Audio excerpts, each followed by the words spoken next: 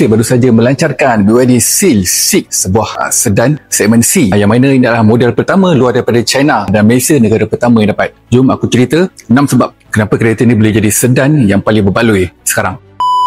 Variant Dynamic start RM100,000 Malaysia dan premium RM115,800 dah jadi sedan segmen C non-national yang paling murah. Geng-geng yang dulu tak pandang EV sekarang dah mula buat kira-kira. Bateri Blade LFP 56.6kW boleh pergi lebih kurang 410 ke 485km.